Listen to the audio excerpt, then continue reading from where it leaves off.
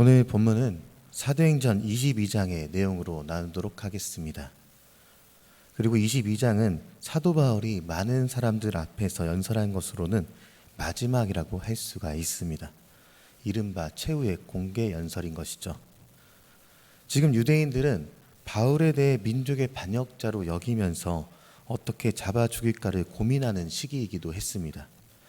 그 앞에서 바울은 자신의 입장을 밝히고 그뿐만 아니라 예수님에 대해 전하기 위해 고민을 해야 했을 것입니다. 그리고 바울은 자신의 간증을 회중들 앞에서 담담히 말합니다. 바울은 예수님을 만나기 이전에 어떤 상태였는지 설명하고 그리고 예수님을 만나고 난 뒤의 모습에 대해 선포하고 있는 것이죠. 사도행전에는 바울의 회심에 대한 이야기가 3번 나옵니다. 첫째는 사도행전 9장에 나옵니다. 이는 누가가 들은 것에 대한 기록이고요. 두 번째는 오늘 본문이 22장이고 이후 26장에 한 번 더 나오게 될 것이죠. 그중 오늘은 21장에 기록된 바 하나님이 주신 예언대로 예루살렘 성전에서 자신을 죽이겠다는 성난 군중들 앞에서 간증을 하게 됩니다. 그리고 오늘 본문 1절을 보면요, 바울이 회중들을 부르는 단어가 따로 있는 것을 보게 되죠. 오늘 본문 1절과 2절 내용입니다. 제가 잠시 읽겠습니다. 부형들아, 내가 지금 여러분 앞에서 변명하는 말을 들으라. 그리고 그가 히브리 말로 말함을 듣고 더욱 조용한지라. 이어 이르되. 이 말 부형들아 라는 말은요, 헬라어로 안드레스 아델포이 카이 파테레스 이렇게 발음하고요, 뜻은 부모 형제 동포 여러분으로 읽을 수 있을 것 같습니다. 그리고 이 부형들아 라는 말은요, 그 이전에 이미 7장에서도 한번 사용이 됐었는데요, 7장 2절의 내용을 제가 잠시 읽어드리겠습니다. 스데반이 이르되 여러분 부형들이여 들으소서. 우리 조상 아브라함이 하란에 있기 전 메소포다미아 있을 때 영광의 하나님이 그에게 보여, 이렇게 기록되어 있습니다. 그리고 이때 당시에 스데반의 상황은 바울처럼 피고의 모습으로 있게 되었던 것이죠. 당시에 고발자의 모습으로 있었던 바울이 이제는 예수님을 만나고 난 뒤 스데반과 같은 모습으로 회중들 앞에서 부형들이여 들으소서 이렇게 외치고 있는 것입니다. 아마 여러 마음이 들었겠죠. 스데반에 대한 마음, 그리고 예수님에 대한 마음, 앞에 선 회중들에 대한 마음들이 복합적으로 얽히고 설켜서 이 자리에서 간증하고 있는 것입니다. 그리고 복음을 위한 피고자의 자리에서 바울은 복음을 외칩니다. 바울은 그가 예수님을 만난 다메섹을 먼저 언급하는 것이죠. 오늘 본문 22장 6절 말씀입니다. 가는 중 다메섹에 가까이 갔을 때 오정쯤 되어 호련히 하늘로부터 큰 빛이 나를 둘러 비치매. 이때 바울은 시력을 잃게 되었고요. 그리고 바울이 시력을 잃게 된 것은 자신의 눈으로 판단하고 보는 것을 잃게 되었다는 것을 의미하기도 합니다. 그리고 이제 바울은 다메섹 성 안에서 아나니아를 만나게 되죠. 그리고 아직 사울이었던 그에게, 그리스도인들을 잡아 재판에 넘겨 죽음에 이르게 하는 사울에게 아나니아는 형제로 호칭하게 됩니다. 그리고 사울은 이 아나니아의 도움으로 다시 시력을 되찾게 되는 것이죠. 이전까지 사울의 모습이었던 바울은요, 그 전에 자신의 눈으로 판단하고 정죄하던 것들을 내려놓고요, 하나님의 주신 시력으로 영적인 것을 바라보게 된 것이죠.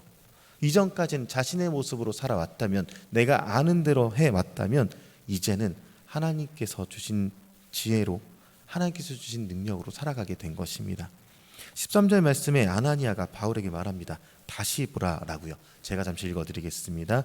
내게와 곁에 서서 말하되 형제 사울아 다시 보라 하거늘 즉시 그를 쳐다보았노라. 다시 보라. 그전까지는 내가 판단하고 보던 것을 잃었으니 주님으로 인해 다시 보게 된 사울이 남아있게 된 것입니다. 창세기의 야곱을 보도록 하겠습니다.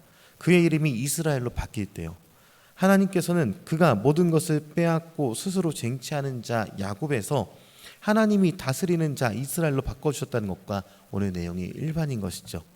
오늘 본문에서 바울은 간증을 하며 예수님을 전합니다.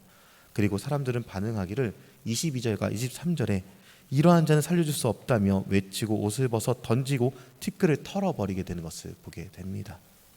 이미 마음이 강팍한 그들에겐 더 이상 하나님 말씀이 들어가지 않았던 것입니다.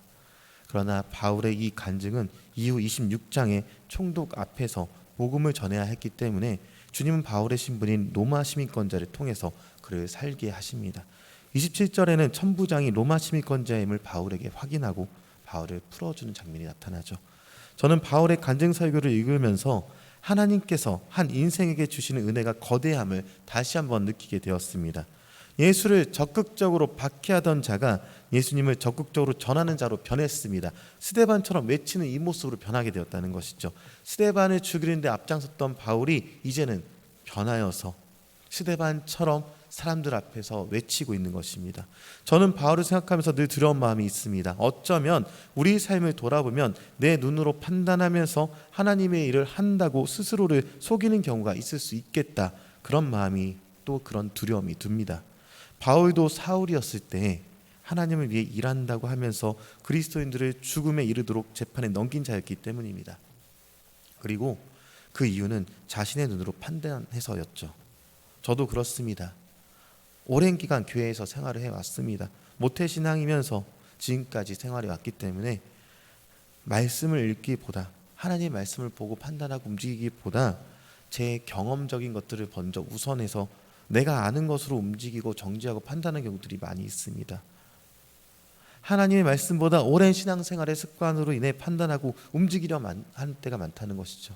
안타깝게도 저뿐만 아니라 많은 한국교회 성도들이 자신이 아는 대로 움직이려 하고 하나님의 말씀보다는 신앙 경험에 더 많은 것들을 점수를 두게 됩니다. 이러할 때 하나님이 바울에게 하셨던 것처럼 자신의 의에 눈을 내려놓게 하실 것이고요. 하나님이 보여주시는 것을 온전히 볼 수 있게 달라고 우린 기도하면서 나아가야 하는 것이죠. 하나님께서 보여주신 것만 바라보고 나아간다면 어쩌면 우리는 내 눈으로 하던 정죄를 내려놓게 될 것이고요. 하나님께서 보여주신 대로 하게 된다면 어쩌면 우리는 내가 하고 싶은 대로 하던 것에서 벗어나서 하나님이 우리에게 하고자 하는 일들을 하는 통로가 될 수 있게 될 것입니다.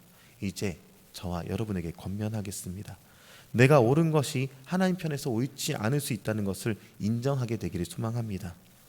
하나님의 옳은 것을 우리가 알 수 있도록 무던히도 말씀을 읽고 기도 생활에 힘쓸 수 있게 되시기를 소망합니다.